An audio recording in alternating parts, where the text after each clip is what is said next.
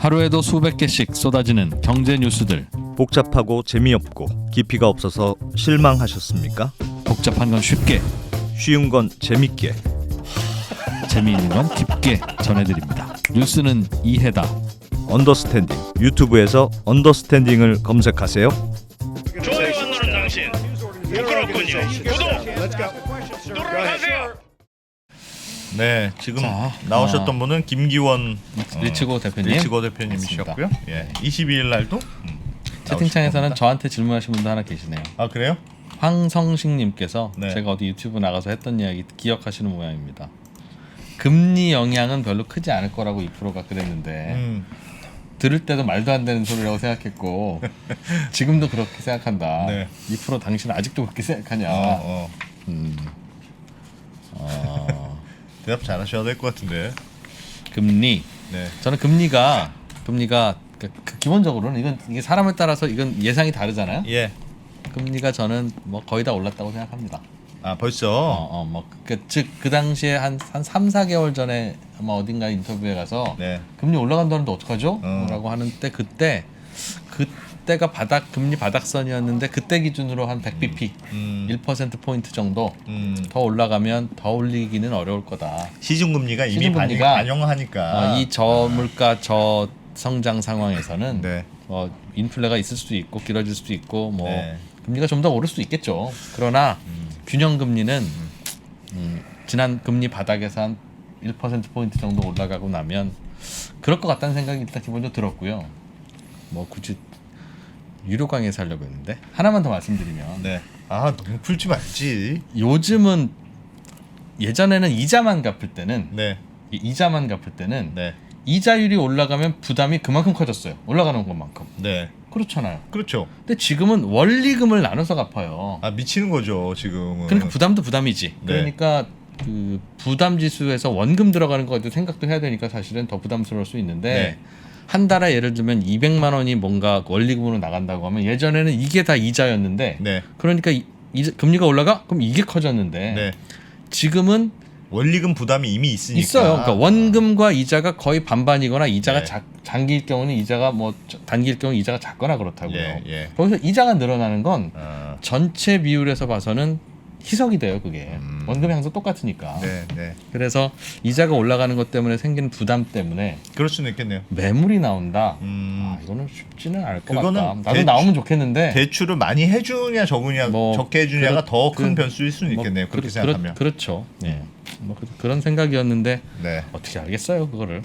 제가 알겠습니다. 그렇게 다 잘했으면 지금 이 시간 1월 18일 날 오후 8시 40분에 밥도 못 먹고 여기서 진행하고 있겠습니까, 여러분? 김상훈 기자로 넘어가죠. 네. 네, 김상훈 기자. 아, 네, 안녕하세요. 반갑습니다. 김상훈입니다. 예. 네, 안녕하세요. 안녕하세요. 네. 네. 오늘 또 이렇게 예민한 거 가져오셨나요? 네. 네. 아, 오늘 좀 빨리 해야 될 것 같은데 네. 그 최근에 카카오 경영진 먹튀 때문에 많은 국민들이 화를 많이 냈었죠. 아, 화 많이 냈죠. 네네. 사실 이게 뭐가 문제일까 보냐면 주가가 내렸기 때문에 라고도 볼 수 있을 것 같은데 네. 근데 이게 또 비슷한 사례인데 조용히 넘어간 사례도 최근에 있었어요. 네. 정의선 현대차 부회장이 글로비스 지분을 꽤 많이 팔았죠. 얼마 3%. 전에, 예. 네네. 근데 이거 사실 굉장히 조용히 지나갔거든요. 근데 이때는 사실 오히려 주가가 다음날 한 2만 원 가까이 올랐습니다. 사실 이게 그 경영진의 주식을 파는 행위 이걸 예. 어떻게 봐야 될 거냐. 네. 근데 극단적으로 좀 한국인들의 문제의식을 보여준 사례가 아닐까 싶어서 가져왔는데 네. 그 주가가 내리면 화가 나고 주가가 내리지 않으면 문제가 없다. 근데 이렇게 아니, 보는 게 맞는 그런 거냐. 것도 그렇고 내주가 사실 뭐 카카오페이 경우에는 너무 빨리 팔았잖아요. 그렇죠. 스톡 옵션 같은 게다가 경우에는 상장 네네. 우리 이렇게 좋은 회사입니다. 많이 공모 청약하세요. 네네. 다 하니까 사실은 경영진이 그렇게 파는 게 보기가 좋지는 않죠. 그렇죠.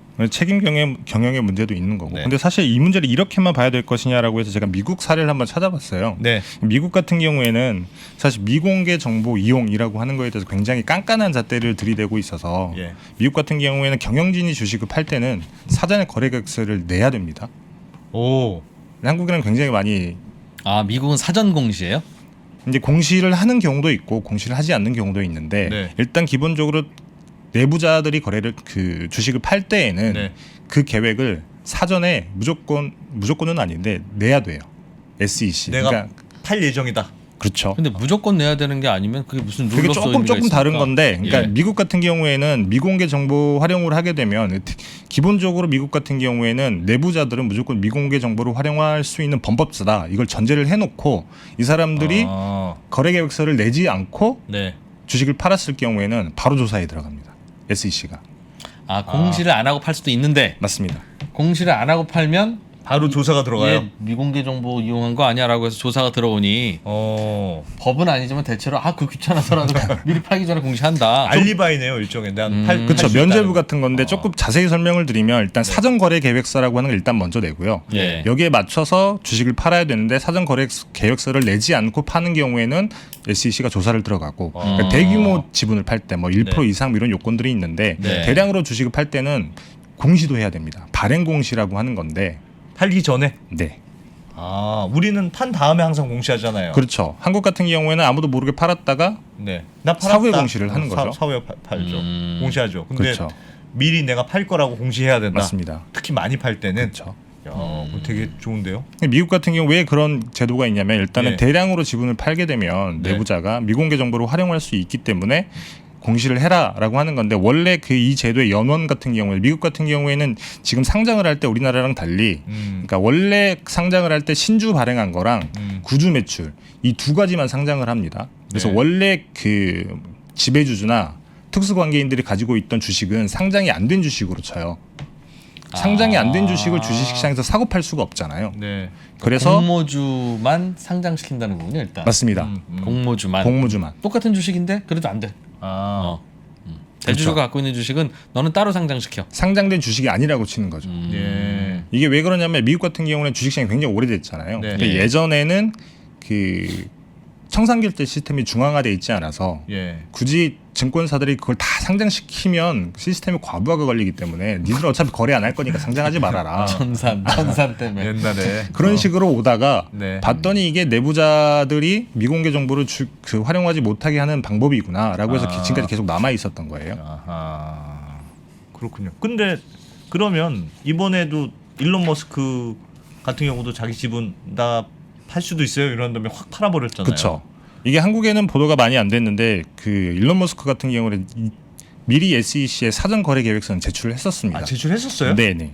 제가 공시를 하나 보여드릴 텐데 트위터로만 살짝 그냥 모호한 얘기하고 한 줄 알았는데. 사진을 잠깐 보여드릴게요. 야, 미국의 일론 머스크가 공시한 거를 본다고요 지금 우리가? 와, 일론 머스크. 이게 대단하다. 이게 12월 28일 날 그 테슬라가 한 공시거든요. 네.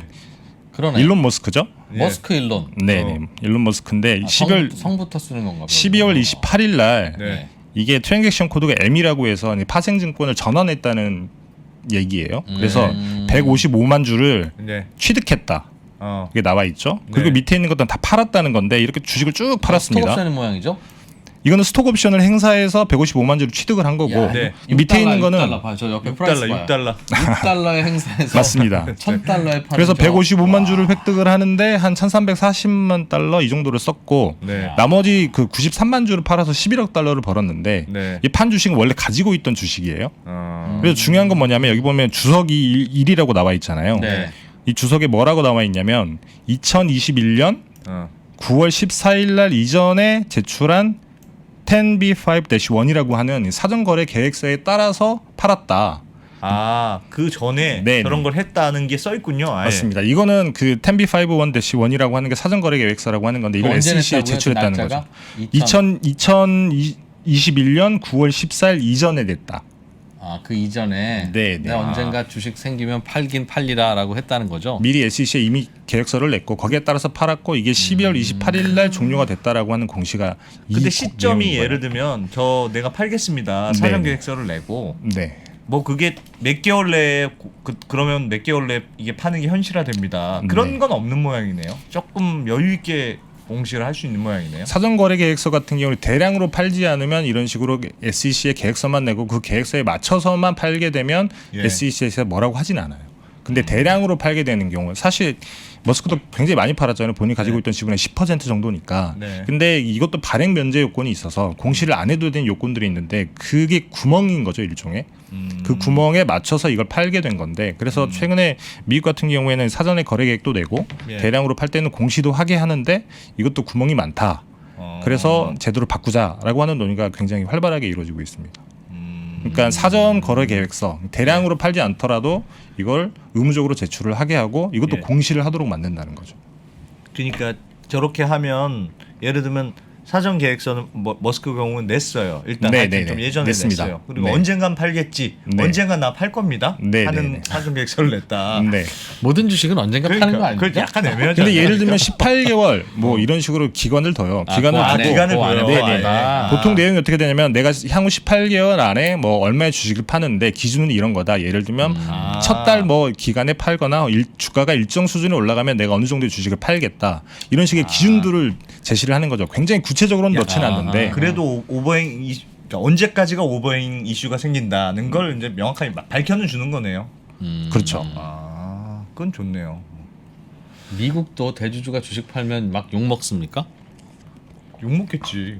미국 같은 경우에는 제가 그렇게 막 이렇게 주가가 떨어져서 욕을 먹는다는 얘기는 많이 들어보진 못했는데 미국은 오히려 미공개 정보를 활용을 했냐 안 했냐 이걸 두고 많이 그래. 논란이 되는 거죠. 파는 것 자체를 뭐라고 뭐라고 할 하면 수는 없죠. 안 돼요. 아, 그렇죠. 그러니까 이게 사전 공시라고 하는 게 제 추측인데 네. 사전 공시라고 하는 게 미국은 활성화되어 있고 네. 우리나라는 안 되는 여러 이유 중에 하나도 음. 대주주가 주식을 팔 수도 있지. 팔 수도 누구나 있죠. 돈 벌려고 하는 사업이지 맞습니다. 뭐 불우유독게 하려고 사업하나? 음. 오케이. 그러나 미공개 정보를 이용하는 거가 그런 것만 아니라면 그렇지. 오케이 하는 문화와 음. 야 대주주가 책임 경영해야지 어떻게 대주주가 주식을 파냐 최소한 나는 팔고 나서 대주주가 팔아야지 그 말도 안 되는 이런 문화하고는 그렇죠. 좀 다르죠. 그러니까 기분은 뭐 좋지 않겠죠. 내가 주식 들고 있는데 대주주가 주식 팔면 뭐 기분 좋겠습니까? 그러나 대주주도 팔 수 있지. 뭐 불법만 아니라면 오케이 하는 거와 야 이게 도덕적으로 뭐 문제가 있고 뭐 네, 그런 거하고는 또 다르죠. 그게 우리도 미공개 그러니까 워낙 정보 접근성이 좋은 경영진이라는 게 정보 접근성 모든 미공개 정보를 다 알고 있죠. 네, 네. 그래서 이제 그런 걸 하면 의심이 되는 거죠. 그렇죠. 사실 그 내부자 같은 경우에는 모든 미공개 정보를 알고 있기 때문에 사실 정보를 독점하고 있고 네. 그러니까 나머지 일반 투자자들은 아무것도 모르고 있는데 이 둘이 주식시장에서 서로 거래를 해서 투자책을 누가 많이 내느냐라고 하면 사실 당연히 내부자가 많이 낼 수밖에 없고 이제 그런 것들을 공정한 게임이 되게 해야 된다라고 하는 게 미국이라고 하는 나라의 제도인 거고 한국 같은 경우는 아직 그런 게 많이 부족한 거죠. 야, 보통 이런 거는 감정적으로 접근하기 쉬운데 네, 김상훈 네. 기자는 내 의견은 뭐 잘 모르겠지만 미국은 하여튼 이래. 딱 그냥 아니 우리도 네. 이런 거 도입하면 조금이라도 좋아질 것 같네요. 어쨌든 미공개 정보 이용이라는 네. 약간 그런 이슈를 좀 더 하는 거라서 이번 거는 상장하고 나서 얼마 안 돼서 팔아서 문제인 것 같기도 특히 더 그런데 그런 원리가 네, 있는데 네. 사실 그렇죠. 스톡 옵션 행사하고 바로 팔 수 있게 된 거는 네. 원래는 벤처 기업들이 돈이 많이 없어서 예. 벤처 기업에 많은 인재들이 가도록 하려면 네. 스톡 옵션으로 그러니까 스톡 옵션을 통해서 단기 매매 차익을 거두는 경우에는 우리가 예외로 둔다. 이제 자본시장법의 시행령 예외로 둔다라고 뒀었는데 사실 이 대기업들이 그렇게 하라고 만들었던 제도는 아니거든요. 취지 자체가. 근데 대기업들이 이제 이런 식으로 활용을 하는 건 문제가 있다. 이런 식으로는 좀 접근을 할 수 있죠. 원래 스톡옵션 행사도 상장하고 나면 한동안 못 팔기도 있었어요. 원래는 단기 매매 차익이라고 하는 게 주식은 사실 단기 매매 차익 같은 경우에는 내부자가 하지 못하도록 했었는데 네. 스톡 옵션 같은 경우에는 대부분의 벤처 기업들이 우선 인재를 채용을 하기 위해서 행사하고 나서 바로 인센티브로 파는 건 단기 그쵸. 매매 아니다. 네네 그렇게 단기 예외로 매매는 뒀던 아니지 거죠. 않나? 시장에서 샀다가 파는 게 아니면 어떻게 생각해요? 상장하고 나서 얼마 안 돼서 파는 시점이 나쁘다. 아니 이번의 경우에는 사실은 그러니까 파는 행위 자체보다는 대표이사부터 임원들이 줄줄을 똑같이 이렇게 팔았잖아요 한꺼번에. 근데 사실 또 뭐 그렇긴 한데 개인적인 이유로 네. 그 내부인도 주식을 팔 수는 있는 거잖아요. 팔 수는 있죠. 그쵸. 당연히 근데 팔 수 있죠. 다만 그 사람들이 나는 내부 정보를 이용하지 않았다라고 하는 것만 일반 투자자들이 알 수 있게만 하면 되는 건데. 아니 그러니까 그게 시점이 저는 왜 그들 이상하다고 생각하냐면 이런 거예요. 아니, 재밌다. 예를 들면 공모를 하잖아. 공모를 했을 때 어. 우리가 카카오페이의 경우에는 카카오페이 뭐 죄송합니다만 카카오페이 할 때 그때도 너무 이 평가 그 공모 가격이 높냐 낮느냐 논란이 있었잖아요. 근데 네. 우리는 비교 친구가 이런 애들이야. 우리는 뭐 미국의 어떤 회사랑 비슷한 애들이야 해서 공모 가격에 논란이 있었음에도 불구하고 굉장히 IPO가 성공적으로 이루어졌죠. 근데 공모가보다는 비싼 가격에 팔지 않았어요? 비싼 가격에 팔렸죠. 네. 어쨌든 그러니까 그 IPO란 과정이 우리 회사가 얼마나 좋은가를 계속 알리는 과정이잖아요. 그래서 IPO 가격도 높아지고 그래서 실제로 IPO 성공적으로 이루어졌어요. 근데 그거 하자마자 대주주가 바로 판다는 건 그러니까 회사 그 경영진이 주르륵 한꺼번에 파는 건 뭐, 이게 투자 입장에서 약간 속은 느낌이죠, 사실은. 그렇죠. 투자자가 기분 나쁜 건 오케이. 속은 느낌이 그러나 들어요. IPO 사실. 한 이후에 그럼 한 6개월이나 1년 후에 파는 것과 지금 파는 게 도덕적으로 또는 법률적으로는 뭐라고 안 하겠죠. 네. 더 나쁘거나 더 좋은 이유는 뭡니까 하는 거죠. 아니 법적인 문제는 아니라고 봐요. 그건 아니에요. 그건 저도 아니에요. 법적인 문제는 아니라고 보는데 이거 우리 회사가 좋습니다. 공모에 참여하세요. 정말 좋은 회사입니다 하고 막 IR을 하다가 그럼 뒤에서 이렇게 샥 판단 건 이게 일종의 약간 배신감이 드는 거죠. 투자자 입장에서는. 안 기자도 속상하잖아요. 안 기자도 결혼하기 전에는 손에 물도 안 묻혀줄게 한 다음에 수련회 갔다 오고 나면 네. 물이 흥거 그렇지 않습니까? 재밌네요. 네. 뭐 저는 하여튼 마음에는 안 듭니다. 저도 마음에 안 들긴 하는데 네. 글로벌 라이브를 계속 진행해야 돼서 저는 아 예. 기분도 안 좋고 갑자기 우울해지고 그래서 이리저리 시비를 좀 걸어봤어요. 네. 자, 김상원 기자님 미국제도 몰랐는데 취재해 주셔서 고맙습니다. 네. 미국인한테 취재한 거예요? 네. 그렇진 않습니다. 김상원 기자였습니다. 고맙습니다. 고맙습니다. 네, 감사합니다. 채팅창에서 저를 응원해 주시는 분들이 계시네요. 아 그러니까요. 인간적으로 밥은 줘야 되는 거 아니냐? 아까 전에 뭐 떡 같은 거 하나 드시긴 하던데 배고프실 것 같습니다. 네. 밥알 찹쌀떡. 찹쌀떡. 맛있습니다. 고생하십시오. 글로벌 라이브까지 이어서 하는 힘드실 것 같습니다. 채팅창에서 안 기자도 같이 하라고 그러는데. 잠시 후에 글로벌 라이브에서 뵙겠습니다. 네. 네. 아직도 토요일은 한참 멀었으니까 신청 안 하고 계시는 분도 계신데 얼마 안 남았습니다. 그러다가 토요일 날 깜빡 있습니다. 네. 금요일 저녁까지 신청을 해주셔야 라이브로 참여할 수 있고요. 토요일 오전에 하면 안 돼요? 안 됩니다. 왜? 금요일 오후 6시까지만 받습니다. 그건 제가 바꿔놓겠습니다. 토요일 오전에도 신청하실 수 있게 하겠습니다. 무슨 배짱으로 그리고 내일은 그 리치고의 김기원 대표님 나오시니까 네. 우리 살짝 미리 보기로 미리 보기로 내일 한번 그래서- 무슨 얘기 하시는지 한번 보죠. 네. 그래서 최대한 신청 많이 하시게 네, 하려고 그러는 거죠? 네 그렇습니다. 네. 내가 신청하나 봐라 이놈들아 라는 생각으로 바라보고 계시는데 네. 자 어쨌든 저희는 내일 7시 30분에 뵙겠습니다. 고맙습니다.